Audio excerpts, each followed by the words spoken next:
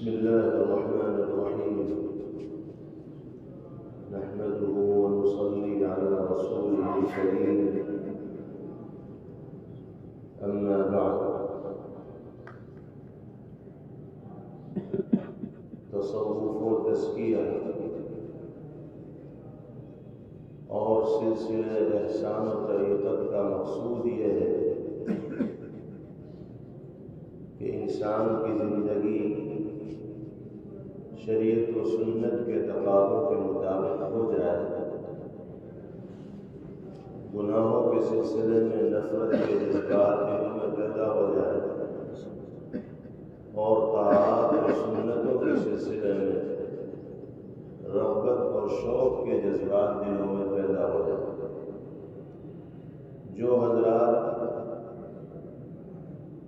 تصوف و احسان کے سلسلے کو اختیار کر کے شریعت و سنت کے تقاضوں پر عمل کرتے ہیں، اللہ تعالیٰ ان کو منامات یعنی خواب و بشارتوں کے ذریعے بھی مختلف چیزیں دکھاتے ہیں۔ اچھے اچھے خواب اللہ کے نیک بندوں کو آیا کرتے ہیں، لیکن یہاں یہ سمجھ لینا چاہیے کہ خواب کی حیثیت بس خواب ہی کی ہے، شرعی اعتبار سے اس کو حجت نہیں مانا جا سکتا اور خواب کی بنیاد پر کسی انسان کے مراتب و منازل اور درجات کو طے نہیں کیا جا سکتا۔ حضرات مشائخ یہ فرماتے ہیں کہ تصوف و سلوک کی راہ میں شریعت کے مطابق زندگی گزارنے والے لوگوں کو اچھے اچھے خواب آنا یہ ایسا ہی ہے جیسے کھلونے سے دلچسپی رکھنے والے بچے کے سامنے کھلونے پیش کیے جاتے ہیں تاکہ وہ کھلونے میں لگا رہے اور اس کی طبیعت کھلونے سے جڑی رہے۔ تو جو راہ سلوک و تصوف کو طے کر رہے ہوتے ہیں ان کو اچھے اچھے خواب دکھائے جاتے ہیں تاکہ وہ اس راستے پر جمے رہیں۔ جب اچھی چیزیں نگاہوں کے سامنے آئیں گی تو طبیعت لگے گی اور جب طبیعت لگے گی تو جماؤ پیدا ہوگا اور جب جماؤ پیدا ہوگا تو دین پر استقامت نصیب ہوگی اور جب استقامت انسان کو نصیب ہو جائے گی تو پھر مخالف سے مخالف ہوائیں اور طاقتیں اس کو راہ راست سے ہٹانے میں کامیاب نہیں ہوں۔ تو اچھے اچھے خواب اور بشارتیں اگر محسوس ہوں تو اس کو اللہ کا انعام تصور کرتے ہوئے شرعی اور نبوی تقاضوں پر مضبوطی کے ساتھ جمے رہنا چاہیے۔ ان خوابوں کی بنیاد پر اپنے آپ کو درجے کے اعتبار سے بڑا ہوا نہ سمجھنا چاہیے۔ بعض لوگوں کے دماغ میں شیطان یہ بات ڈال دیتا ہے کہ بھئی مجھے تو بڑے اچھے اچھے خواب آنے لگے، میں تو بہت پہنچا ہوا آدمی بن گیا۔ کچھ لوگوں کے بارے میں دنیا میں ایسا بھی سنا گیا کہ فلاں صاحب تو اتنے پہنچے ہوئے ہیں کہ آنکھ بند کر لیتے ہیں تو حرم شریف میں ہوتے ہیں، ان کی تو پانچوں نمازیں وہیں ادا ہوتی ہیں، وہ یہاں نماز پڑھتے ہی نہیں۔ اس طرح کے وساوس و خیالات آئیں تو یہ شیطانی خیالات ہیں۔ کوئی کتنا ہی اونچے منزلیں تک پہنچ جائے لیکن اس کو اپنے فرائض و واجبات صحیح طور پر ادا کرنے ہوں گے، سنت کے مطابق زندگی گزارنی ہوگی۔ تصوف کا جو حاصل ہے، خلاصہ اور نچوڑ ہے، اس سے ہمیں واقف ہونا چاہیے۔ حضرت شیخ الحدیث مولانا محمد زکریا صاحب نور اللہ مرقدہ نے اپنی آپ بیتی میں ایک واقعہ تحریر فرمایا۔ حضرت لکھتے ہیں کہ میں اپنے گھر میں مطالعے میں مصروف تھا کہ میرے خادم میرے پاس آئے اور کہنے لگے کہ رئیس احرار حضرت مولانا حبیب الرحمان صاحب لدھیانوی آپ سے ملاقات کے لیے تشریف لائے۔ ان کو رائے پور جانا ہے، راستے میں سہارنپور پڑتا ہے،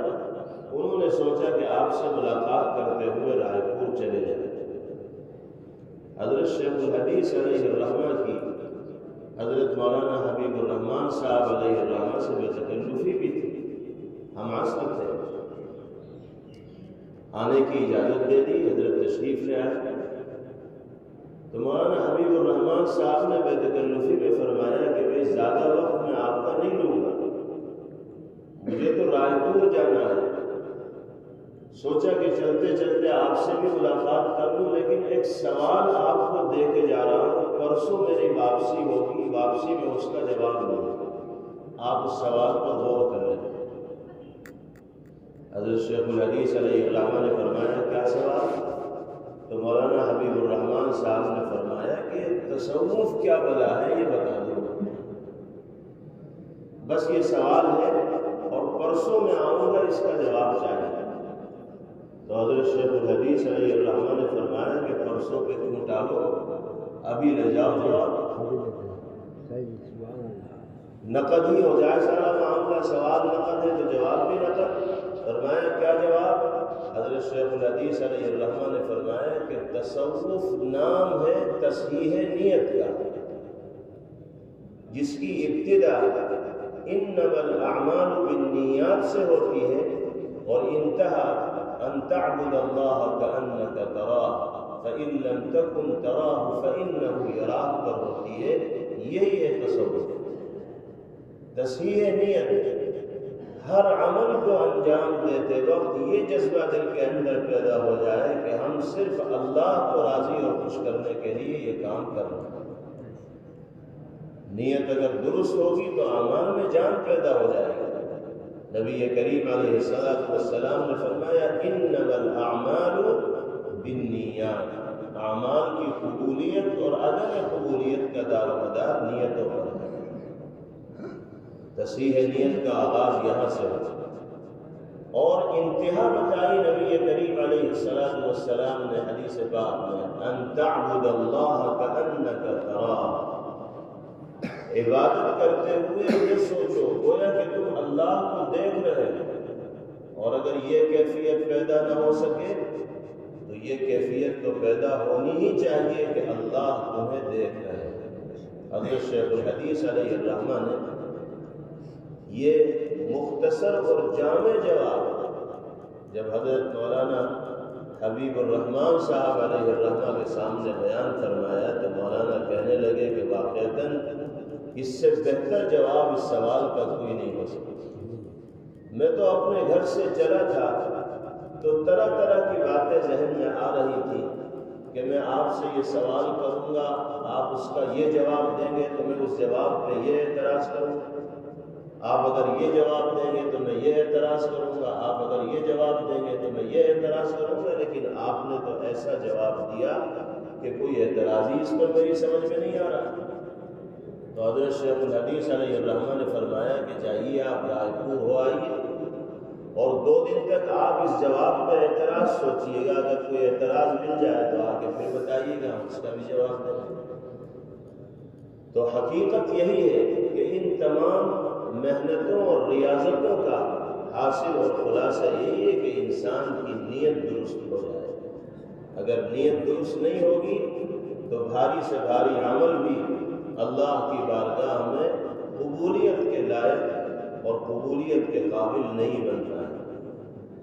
ہمیں اچھی طرح ذہن میں رکھنا چاہیے کہ تصوف کا اصل مقصود نہ تو محض ذکر ہے اور نہ محض اوراد و وظائف اور چلہ کشی ہے۔ چنانچہ بعض لوگ سمجھتے ہیں کہ تصوف کا مقصود تو ذکر ہی ہے، جب ہم کسی شیخ سے بیعت ہو جائیں گے تو وہ ہمیں وظائف بتا دیں گے، اور بعض لوگ یہ سمجھتے ہیں کہ تصوف کا مقصد تو عملیات اور روحانی علاج ہے کہ شیخ ہمیں کچھ عملیات اور تعویذ گنڈے اور روحانی علاج کا طریقہ بتا دیں۔ خوب سمجھ لیجئے کہ تصوف کا ان باتوں سے کوئی لینا دینا نہیں، حتیٰ کہ ذکر بھی تصوف کا مقصود اصلی نہیں، بلکہ مقصود اصلی کے حصول کا ایک ذریعہ ہے۔ حضرت مفتی محمود حسن صاحب گنگوہی نور اللہ مرقدہ سے ایک صاحب نے اپنا اپنا حال بیان کیا، اپنی کیفیت ذکر کی اور کہا کہ حضرت سجدے میں جاتا ہوں تو روشنی محسوس ہوتی ہے۔ تو حضرت نے فرمایا کہ یہ روشنی مخلوق ہے، مقصود نہیں۔ یہ روشنی جو سجدے میں محسوس ہو رہی ہے یہ کیا ہے؟ مخلوق ہے، مقصود نہیں۔ اس سے زیادہ روشنی بھی تمہیں محسوس ہو جائے اس میں زیادہ خوش ہونے کی ضرورت نہیں۔ مقصود یہ ہے کہ اللہ ہم سے راضی ہو جائے۔ میں سجدے میں روشنی محسوس کر لینے کو یہ سمجھ لینا کہ ہمارے مقامات طے ہو گئے اور ہم بہت بلندی پہ پہنچ گئے تو یہ غلط فہمی ہو گئی۔ مقصود کو انسان کو حاصل کرنا چاہیے اور وہ اللہ کا قرب ہے، اس کی رضا حاصل کرنا۔ بعض لوگ یہ سمجھتے ہیں کہ تصوف کا مقصد یہ ہے کہ آدمی تنہائی میں بیٹھ کے مراقبہ کر لے، چلہ کاٹ لے، مجاہدے کر لے۔ حالانکہ یہ سب چیزیں بھی تصوف کا مقصود اصلی نہیں، بلکہ مقصود اصلی کو حاصل کرنے کے مختلف طریقے اور راستے ہیں۔ ذکر کے ذریعے، مراقبے کے ذریعے، پاس انفاس کے ذریعے، شیخ کے ذریعے، تلقین کردہ اوراد کے ذریعے انسان مقصود تک پہنچ تو سکتا ہے، لیکن یہ سارے ذرائع خود بخود مقصود نہیں ہے۔ پھر تصوف کا مقصود اصلی کیا ہے؟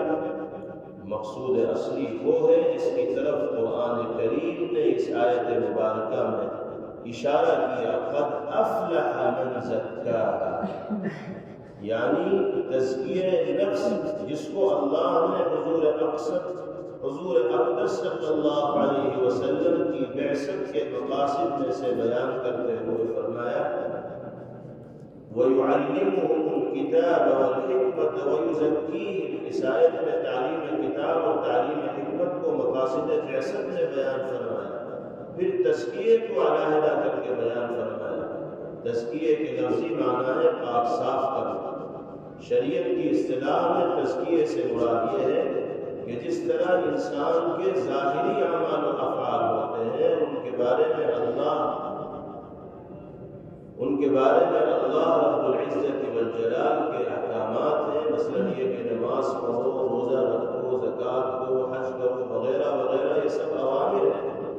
جھوٹ نہ بولو، غیبت نہ کرو، شراب نہ پیو، چوری نہ کرو، ڈاکہ نہ ڈالو وغیرہ، یہ سب نواہی اور گناہ ہیں، ان سے بچنے کا شریعت نے حکم دیا۔ اسی طرح انسان کے باطن یعنی قلب میں بعض صفتیں مطلوب ہیں جو عوامر میں داخل ہیں، ان کو حاصل کرنا واجب ہے، ان کو حاصل کیے بغیر فریضہ ادا نہیں ہوتا، اور بعض صفات ایسی ہیں جن کو چھوڑنا واجب ہے، وہ نواہی میں داخل ہیں۔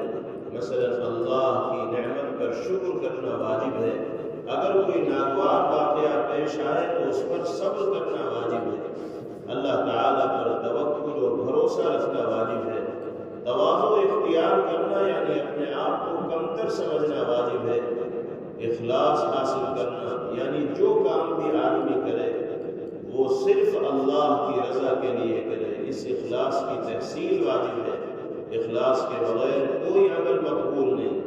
لہذا یہ صفات شکر، صبر، توکل، تواضع، اخلاص وغیرہ یہ سب صفات فضائل اور اخلاق فاضلہ کہلاتی ہیں، ان کی تحصیل واجب ہے۔ اسی طرح باطن کے اندر بعض بری صفات ہیں جو حرام و ناجائز ہیں، جن سے بچنا ضروری ہے، وہ رذائل اور اخلاق رذیلہ کہلاتی ہیں، یعنی یہ صفات کمینی اور گھٹیا صفات ہیں۔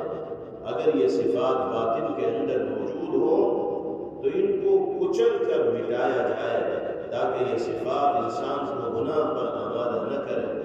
مثلا تکبر کرنا، اپنے آپ کو بڑا سمجھنا، حسد کرنا، ریاکاری اور دکھاوا یعنی انسان اللہ کو راضی کرنے کے بجائے مخلوق کو راضی کرنا، ان کو دکھانے کے لیے کوئی دینی کام کرے، یہ ریا ہے۔ تکبر بھی حرام ہے، حسد بھی حرام ہے، بغض بھی حرام ہے، ریاکاری بھی حرام ہے۔ بے صبری یعنی اللہ کے فیصلے پر راضی نہ ہونا بلکہ اللہ کی تقدیر کا شکوہ کرنا، یہ بھی حرام ہے۔ یہ سب کی سب چیزیں رذائل ہیں جو انسان کے باطن میں موجود ہوتے ہیں، اسی طرح غصے کو اگر انسان بے محل استعمال کرے تو یہ بھی رذائل میں داخل ہے۔ خلاصہ یہ کہ باطن میں بہت سے فضائل ہیں جن کو حاصل کرنا ضروری ہے، اور بہت سے رذائل ہیں جن سے اجتناب ضروری ہے، اور حضرات صوفیہ اور مشائخ یہ کام کرتے ہیں کہ اپنے مریدین اور شاگردوں کے دلوں میں اخلاق فاضلہ کی آبیاری کرتے ہیں اور اخلاق رذیلہ کو کچلتے ہیں، تاکہ یہ اخلاق رذیلہ کچلتے کچلتے نہ ہونے کے درجے میں ہو جائے۔ اللہ تعالی ہم سب کو رذائل سے پاک فرمائے اور خصائل حمیدہ کا حامل بنائے، اور تصوف و احسان کے مقصود اصلی کو سمجھ کر اسی کے مطابق زندگی گزارنے کی توفیق نصیب فرمائے۔ وصلی اللہ تعالی علی خیر خلقہ محمد وآلہ وصحبہ اجمعین۔ Thanks for watching. Don't forget to like, comment, share and subscribe to Al Wahid channel.